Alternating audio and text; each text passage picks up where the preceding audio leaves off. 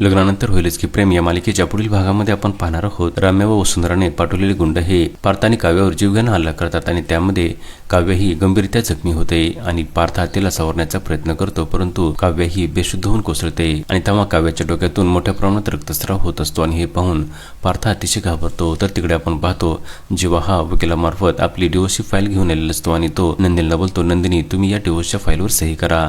आणि तेव्हा नंदिनी देखील अतिशय दुःखी झालेली असते आणि ती बोलते जेव्हा माझे काही ऐकून तर घ्या। तेव्हा जेव्हा बोलतो आतापर्यंत जे काही झाले ते पुरे झाले, सर्व काही बोलून ऐकून झालेले आहे, आता तुम्ही फक्त या पेपरवर सही करा। आपले दोघांचे वेगळे होणे हेच आपल्यासाठी योग्य आहे। आणि तेव्हा माननीला देखील खूप मोठा धक्का बसलेला असतो। तर नंदिनी मात्र रडत असते आणि व ती रडत रडत पेपरवर सही करणार त्याच वेळेस पार्थचा फोन हा नंदिनीच्या फोनवर येतो आणि पार्थचा फोन उचलल्यानंतर तिला मात्र खूप मोठा धक्का बसतो।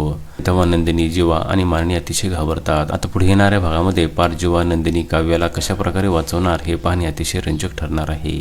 लग्नानंतर होईलच की प्रेम या मालिकेचे सर्व अपडेट्स पाहण्यासाठी आमच्या चॅनलला लाईक करा, शेअर करा आणि सबस्क्राईब करायला विसरू नका।